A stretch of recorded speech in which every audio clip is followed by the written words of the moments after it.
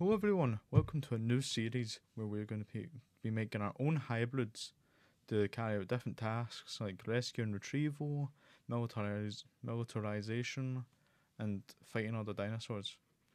Our first hybrid we're going to be making is called the Textor Mortis, which is Latin for Weaver of Death. Very out there, I know. Now, you've got to be nice with the art. Never tried digital art before, so I'm not the best. So, as you can see on the design, it's very theropod in its posture and that, because it's based off of the Utah raptor. The base genome is Utah raptor. And in a bit, we're going to get into the other species and why I've chose them. If you guys want to help out with this sort of project, I'll be happy to hear from any artists that would like to draw these for me, because I'm bad at doing art. You know. So as you can see off the design, first off, there's quite a few things that stand out. Huge ears, the giant tail, the big mane you see on it. No, there's not a lion in this. But I'd like to dive into the tail first. But before we do that, I would just like to quickly say this video is heavily inspired by a Goji guy in Goji Center, who at the moment have had a hybrid war between each other. Sadly, Hank got demolished by himself, and Goji Center made a very strong Indominus Rex. So I recommend checking those two channels out. They're really good, really informative. But yeah, let's dive into our hybrid, which would get demolished by both probably. So the first, obviously we have Utah Raptor, which will make up the base of this animal. As you can see, the sickle claws and the thick legs and that will help keep it sturdy and pin down prey, obviously. The prey for this animal is always going to be humans, because this is a militarized dinosaur thing.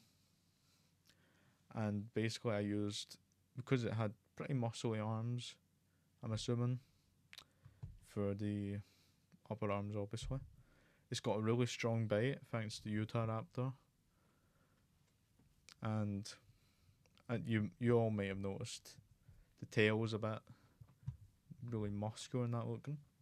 And that's because the second species I've used is the spider monkey. Most of you wondering, why did you use spider monkey? Why didn't you use something else? Well, there's actually two animals to make up the tail.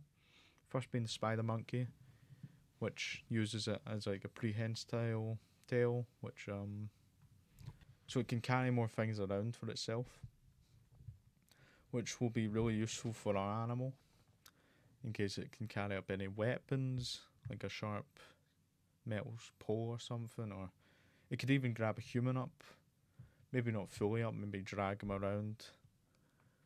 But we'll dive into that a bit later. So, also thanks to the spider monkey, we get a coat of fur. I'm not really good at drawing fur. That's what the lines on it are for. So that gives us a sort of armour.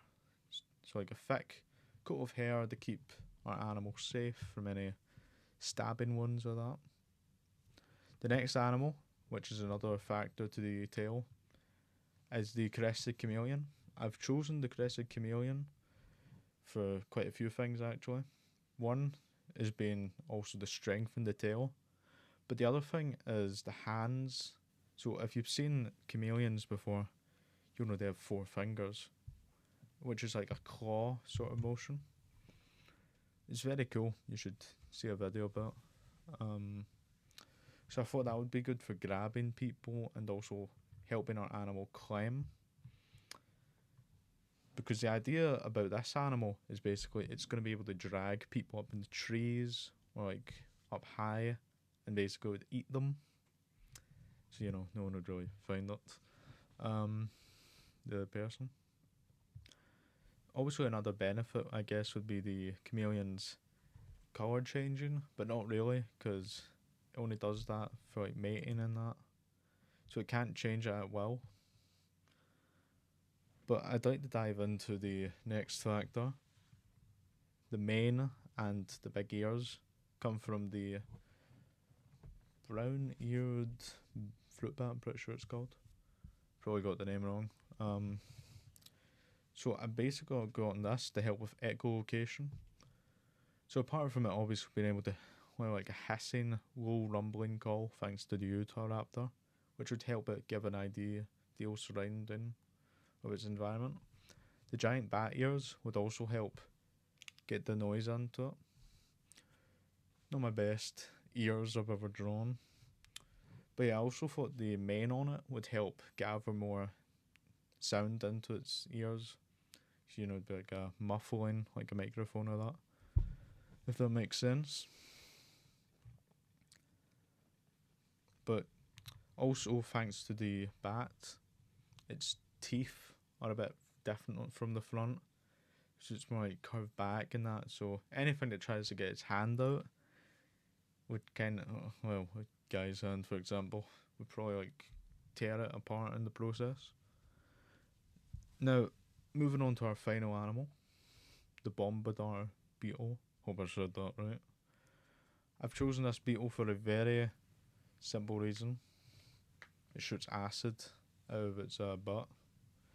Obviously, for our dinosaur thing, it won't be able to do it out of its butt. Hence the coloured tail at the end, which signals that's where the acid's going to come out. So let's say it's getting attacked from behind or that. It can reach its tail out and spray the opponent with that acid, rendering them useless and in agonising pain. You'll notice on its feet, I put some feathers on it to look like eyes. So it's got the red eyeliner basically on the from like the actual animal's eyes, and the black dot and the yellow, whatever the middle of the eye's called. Someone tell me in the comments. Just to make it look like if it's climbing and someone's looking up at it, or a dinosaur, it looks like it's looking right back at them.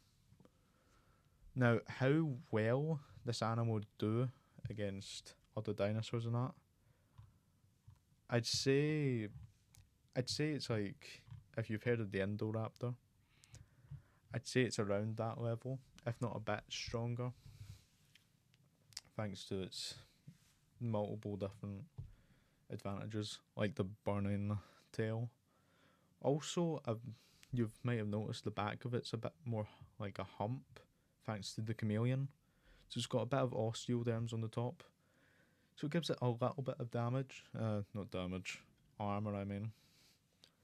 So, you know, it's not bad. I just saw all these like hybrid videos and I was like, man, I've got to do one of these. But you know, if you guys have any suggestions on how we can make this guy stronger or like better, not that I'm including all the animals in the video in case anyone challenges it to a fight. If anyone does challenge this guy to a fight, try and make it not be like 50 tons or something. Our animal roughly weighs, I'd say like 600 kilograms. 600 kilograms, and it weighed, well, I've already said it's weighing, haven't I? I'd say it's up to like 7 foot in height.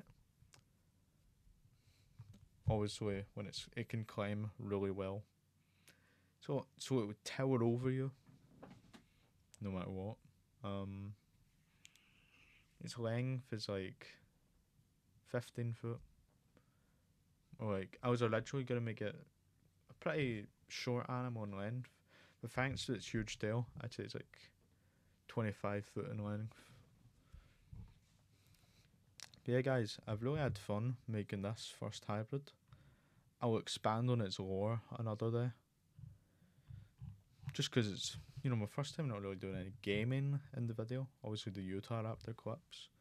But, whether you want to count them or not, hey ho. Expect a hybrid video every like 2 to 3 weeks. I'm not gonna do them as much as the gaming. I just thought I'd give it a go.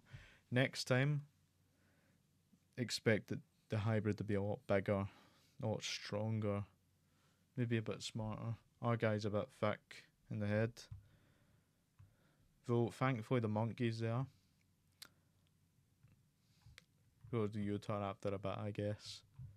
I've only picked a few species because I've noticed a flaw in some other hybrids lately. Is because there's too many, the animal doesn't know what instincts to act on. So I've tried to make it primarily animals with similar behaviours, like diet, I mean. Always primarily carnivorous animals. Don't you know what Bombardier beetle eat? You know, we could even pretend Bombardier. How can I say that? Finds what? Basically, for all we know, this dinosaur could have the armour of the Bombardier beetle, but we'll never reveal. If you guys have enjoyed the video, by the way, make sure to like, subscribe, leave a comment on your hybrid ideas. And yeah, I'll see you all next time. Bye bye.